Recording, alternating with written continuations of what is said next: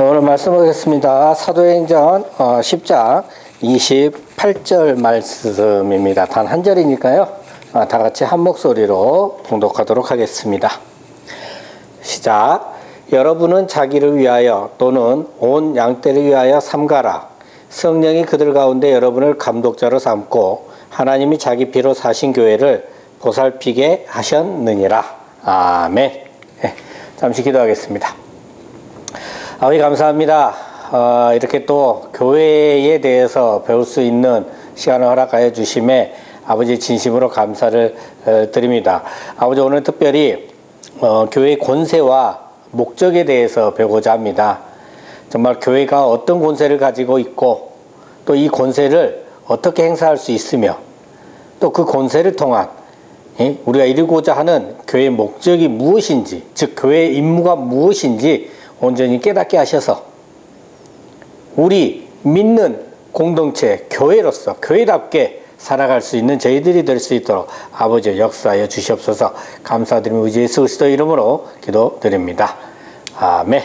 할렐루야. 예, 반갑습니다. 오늘은 교회의 권세와 목적에 대해서 살펴보고자 합니다. 자, 먼저 교회의 권세에 대한 얘기를 해볼까 하는데요. 여러분 레임덕이란 말 아시죠? 레임덕. 레임덕은 임기 종료를 앞둔 대통령이나 정치 지도자의 통치력이나 지도력이 임기 말에 떨어지는 현상을 말하는 것입니다. 그럼 왜 레임덕이 올까요? 정권 말기이다 보니 힘이 없는 겁니다. 괜시리 정권 말기의 권력자에게 의지했다가 다음 지도자에게 미운투를 박히면 큰일 나기 때문에 공직자들이 따라주지 않는 것입니다.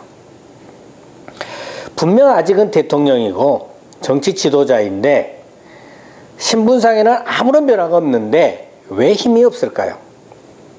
분명 힘 있는 자리인데도 불구하고 실제로는 힘이 없단 말이에요. 권세가 있으나 마나입니다. 권력이라고 하는 것은 영원하지 않기 때문이죠. 그 말은 영원한 권력자, 전지전능한 완벽한 힘의 소유자가 있다면 레임덕은 없을 거라는 겁니다. 교회 권세도 마찬가지입니다. 교회 권세가 누구에게로부터 오느냐에 따라서 교회의 힘은 달라집니다. 세상의 권력자의 힘에 의지하는 교회라면 한 명 또는 여러 명의 능력 있는 목사에 의해 운영되는 교회라면 아무리 현재 부흥되고 잘 나가고 있는 교회라고 할지라도 그 권세는 반드시 한계에 봉착하고 말 것입니다. 어떤 교회는 부유한 동네에 자리 잡고 있어서 교회에 나오는 성도들이 사회 지도층인 경우가 많습니다. 이런 교회는 재물을 통해 많은 일들을 할 수 있고 분명 도움은 됩니다. 그러나 사회적으로 파워를 가지고 있다 보면 교회의 머리 되신 주님께 의지하지 않을 수 있고 만일 그렇다면 얼마 가지 않아 한계에 도달하게 될 겁니다. 교회 건물은 어느 정도 규모가 있는데 부흥커녕 자꾸 쇠퇴하게 되는 교회가 있었습니다. 결국 빚만 잔뜩 있는 교회로 전락한 한 교회가 됐습니다. 이런 상황에서 한 목사님이 담임 목사님으로 부임해 오셨습니다. 분명 어려운 상황이었지만 굉장히 열정적이고 무엇보다 설교를 재밌게 참 잘하셨습니다. 성도들은 설교 시간이면 웃다가 울다가를 반복하다가 시간 가는 줄 모르고 설교를 듣고 은혜 받곤 했습니다. 그래서 그랬던지 성도들이 점점 불어나고 열정적으로 봉사하며 전도하는 성도들이 늘어나기 시작했습니다. 그러면서 자연스럽게 교회가 양적으로나 질적으로나 부흥이 일어나게 됐습니다. 정말 기쁜 일이고 즐겁고 행복한 일입니다. 이런 행복한 상황에서도 그 담임 목사님께서 조심해야 할 것이 있습니다. 뭐죠? 자신에게 의지하지 않아야 하는 것입니다. 자신을 믿지 않기 위해 성령께 의지하고 교회의 머리 되신 예수님께 의지하기 위해 기도하며 노력해야 합니다. 그렇지 않으면 그 부흥마저도 얼마 못 가게 될 수 있기 때문입니다. 권세는 권력과 세력이 합쳐진 말입니다. 지배하고 복종시킬 수 있는 힘이 있다는 것이죠. 교회는 육의 것과, 그러니까 세상을 지배하고 복종시킬 수 있는 힘이 있어야 합니다. 이 힘은 어디서 어떻게 주어질까요? 교회 권세는 그리스도께서 성령의, 그러니까 그리스도의 이름으로 성령에 의해서 주어졌습니다. 교회는 성령의 일을 하고, 그러니까 교회가 성령으로 일을 할 때 권세가 있어지게 됩니다. 좀 오래전 일인데요. 아주 예전에 한참 제가 귀신이 나오는 꿈을 자주 꿨던 적이 있어요. 배경도 똑같습니다. 약간 허름한 주택인데요. 1층 안쪽에 작은 다락방이 딸려있는 그런 방이었습니다. 그 방에 제가 있었는데요. 다락방 그 캄캄한 곳에서 흰옷을 입고 머리가 길게 이렇게 늘어뜨린 여자 귀신이 굉장히 무섭게 나왔습니다. 얼마나 놀라고 무서웠는지 모릅니다. 지금 말하고 있는 이 순간에도 닭살이 돋습니다. 지금. 네. 이 꿈을요, 한두 번 꾼 게 아니라 정말 자주 꿨습니다. 자주 꾸다 보니 적응됐을 만도 한데 똑같은 꿈인데도 불구하고 꿈을 꿀 때마다 굉장히 무서웠습니다. 엄청난 현실감에 너무도 무서웠습니다. 당시 저는 믿음이 그렇게 좋지 않았었습니다. 하루는 자다가 또 그 꿈을 꿨습니다. 근데 이번에는 반전이 있었어요.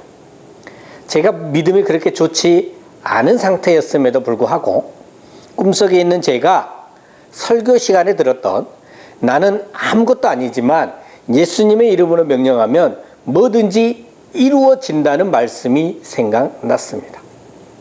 그리고 꿈속에 제가 어떤 행동을 했느냐, 벌벌벌벌 떨면서요, 무서우니까 벌벌벌 떨었죠. 그죠?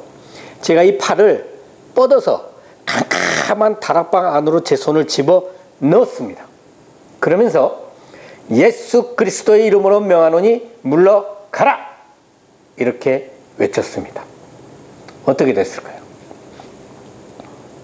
그 뒤로는 지금까지 단 한 번도 그 꿈을 꾼 적이 없습니다. 현실의 얘기가 아니라 꿈속 얘기이다 보니 아멘들을 안 하시네요. 네. 여러분, 꿈이었지만요, 저는 그때 마음속에서 큰 소리로 아멘하고 외쳤습니다. 교회의 권세는, 우리 믿는 공동체의 권세는, 우리의 권세는 내게 있지 않습니다. 예수 그리스도께로부터 주어집니다. 마태복음 16장 18절 말씀 다 같이 읽겠습니다. 시작. 또 내가 네게 이르노니 너는 베드로라. 내가 이 반석 위에 내 교회를 세우리니 음부의 권세가 이기지 못하리라. 예수님께서 하신 말씀이죠. 예수님께서 내가 내 교회를 세우리니 이렇게 말씀하시죠. 교회는 예수님의 것입니다. 내 것이 아닙니다. 목사의 것이 아닙니다. 성도들의 것이 아닙니다.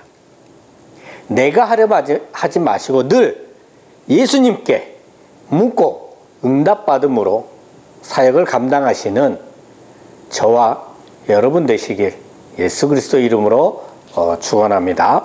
아멘. 여러분 좀 어때요?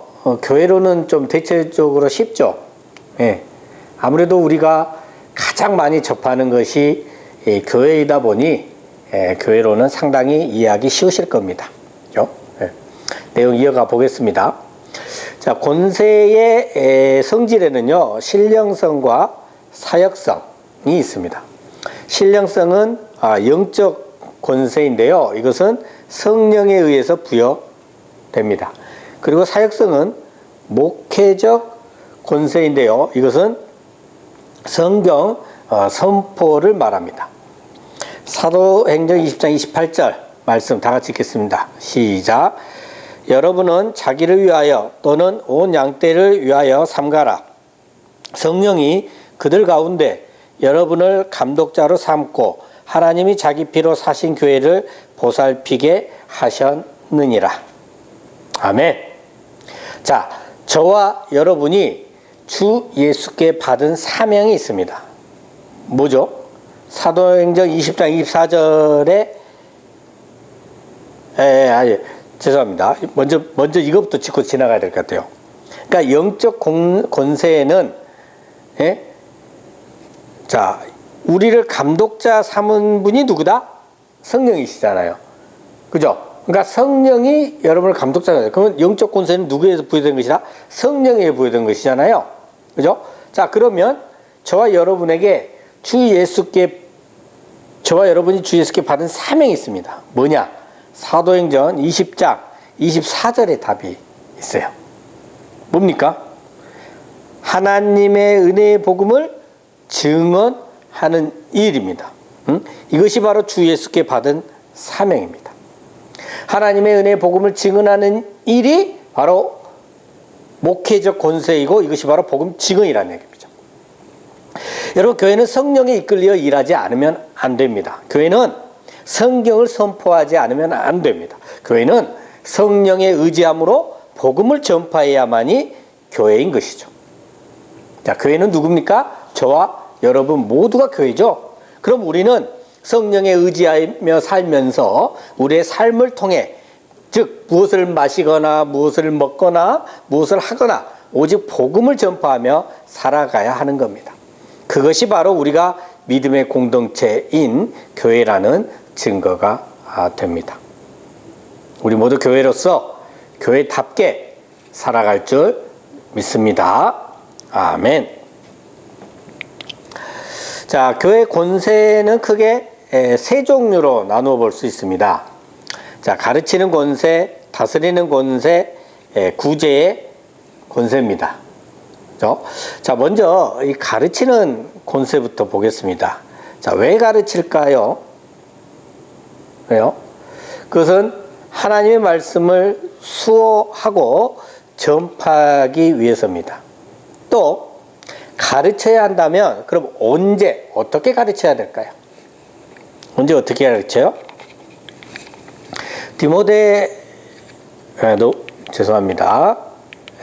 디모데전서 4장 13절 보면 예수님께서 내가 이를 때까지 가르치는 것에 전념하라 이렇게 말씀하셨어요.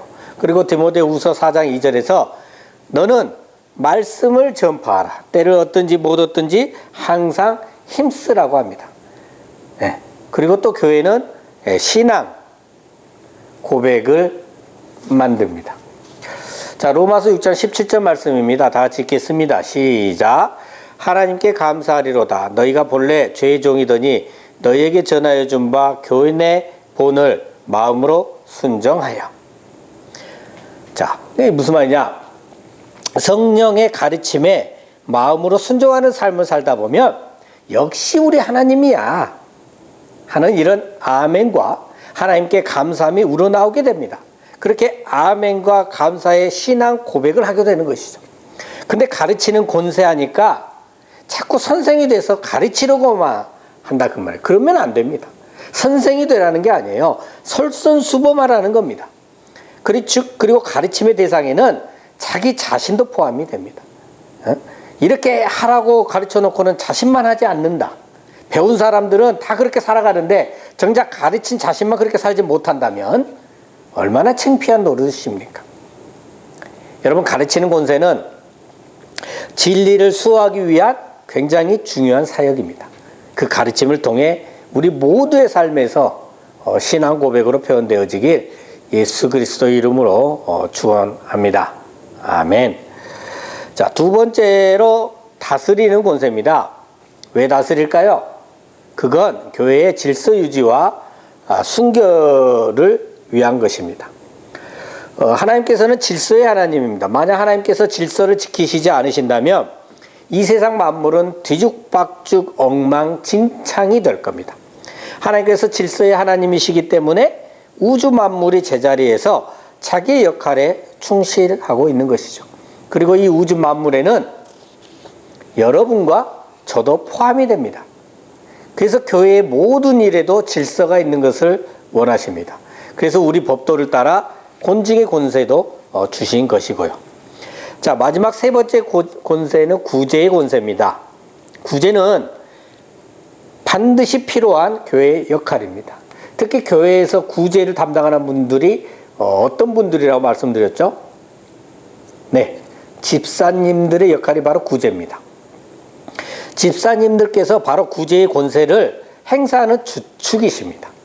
하나님께서는 구제의 권세를 믿는 자녀 모두에게 주셨는데 교회 공동체 내에서 특히 집사님을 통해 뜻하신 바를 이루십니다.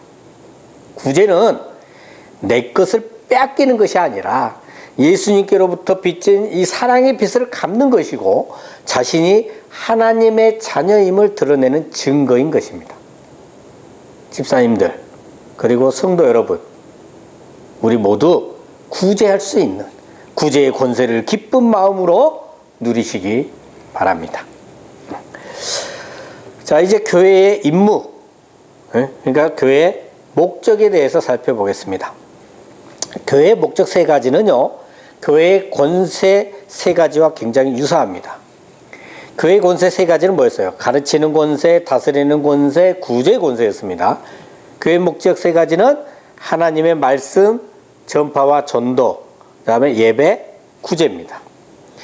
가르치는 권세는 목적에서 하나님의 말씀 전파와 전도로 주어졌고요. 구제의 권세는 성도의 교제와 봉사인 구제의 행함으로 주어졌습니다. 근데 다스리는 권세는 하나님께 예배하는 것으로 주어졌는데요. 왜일까요? 다스림의 권세는 성령에 의해 주어진 것으로 온전히 하나님께 의지할 때 누릴 수 있는 권세이기 때문에 예배의 형태로 임무가 주어진 것입니다. 여러분, 교회의 가장 중요한 임무는 바로 하나님께 예배하는 것입니다. 그래서 오늘 예배 드리고 있는 여러분은 가장 중요한 임무를 잘 수행하고 계시는 겁니다.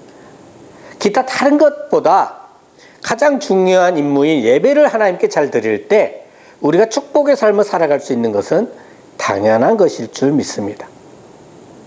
이러한 교회 목적에 대해서 우리 개혁 교회와 로마 카톨릭을 한번 비교해 보겠습니다.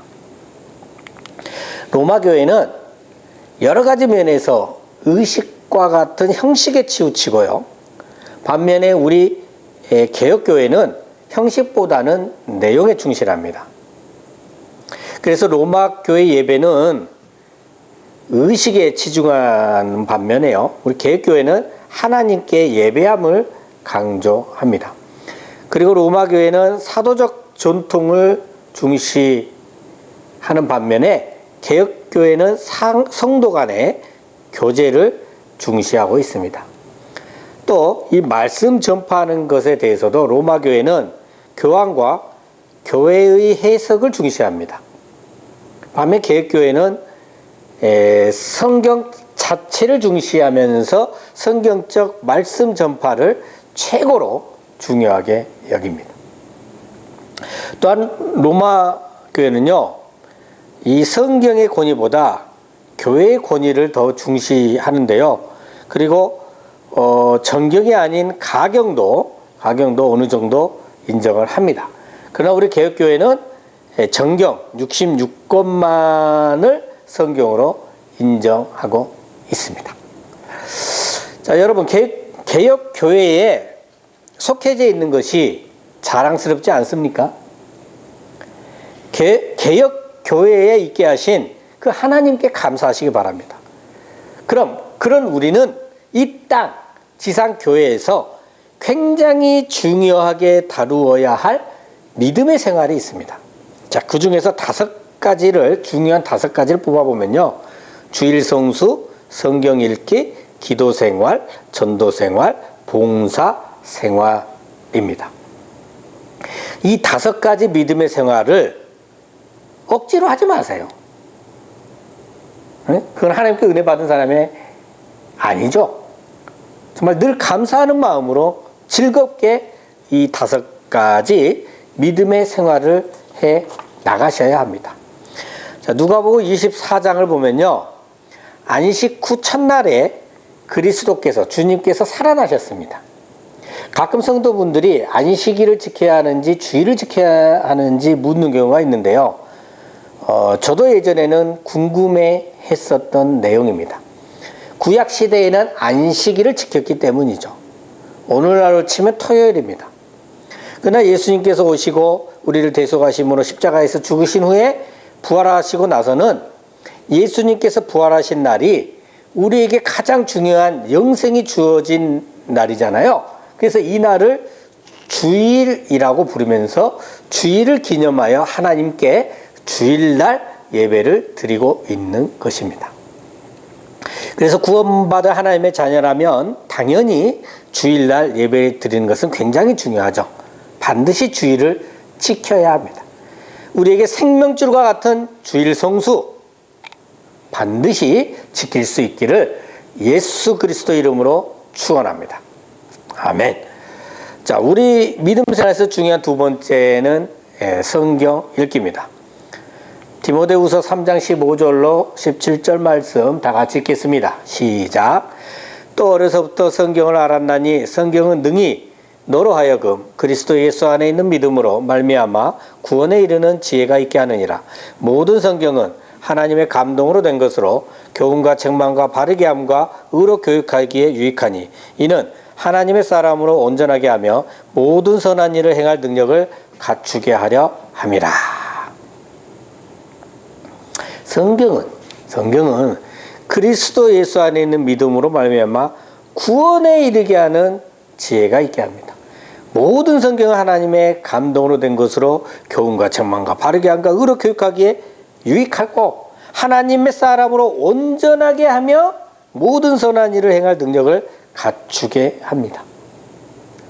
성경이 이렇게 좋은 책입니다. 옆에 두고 항상 읽어야 할 책이죠. 근데 왜 읽지 않을까요?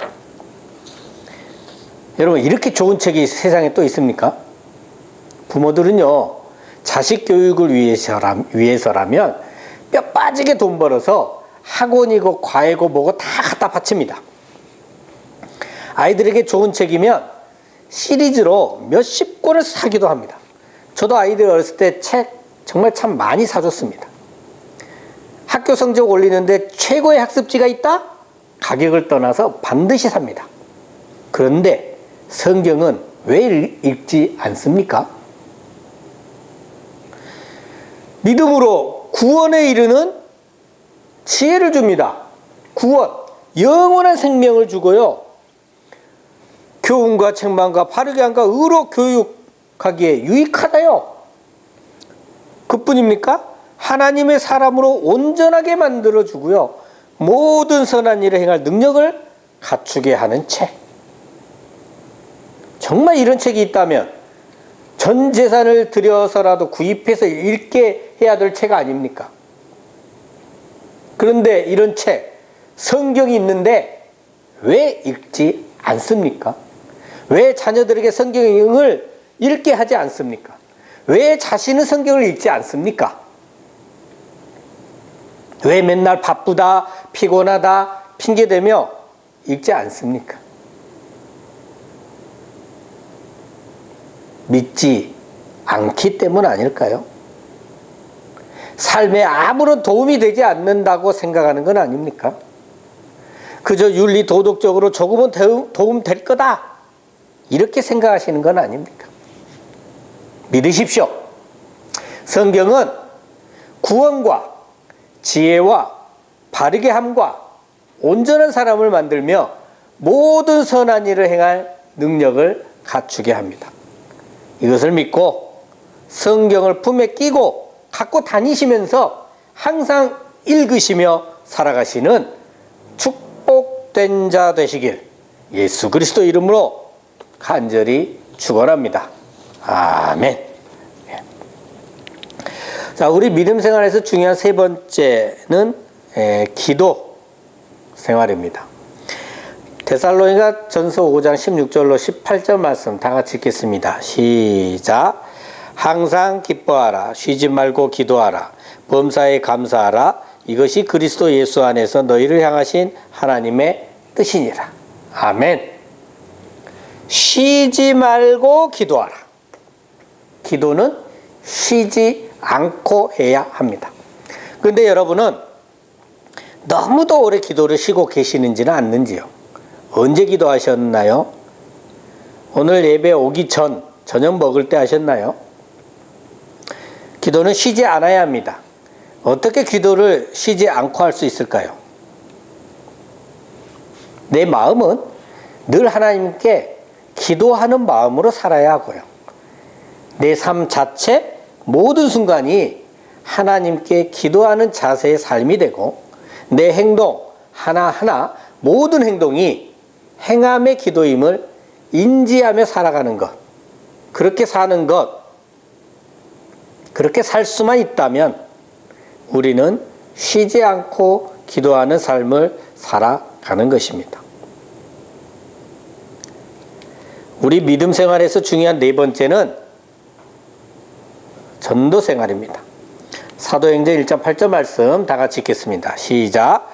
오직 성령이 너희에게 임하시면 너희가 권능을 받고 예루살렘과 온 유대와 사마리아와 땅끝까지 이르러 내 증인이 되리라 하시니라. 아멘.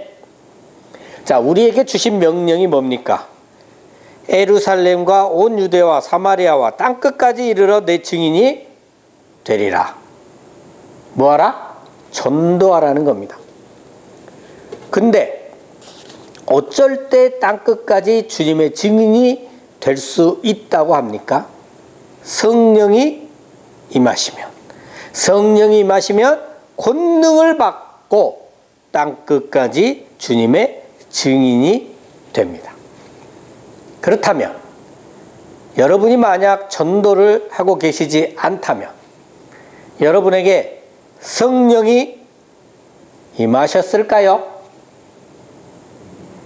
전도를 하지 않고 있는 여러분에게는 성령이 임하시지 않은 걸까요?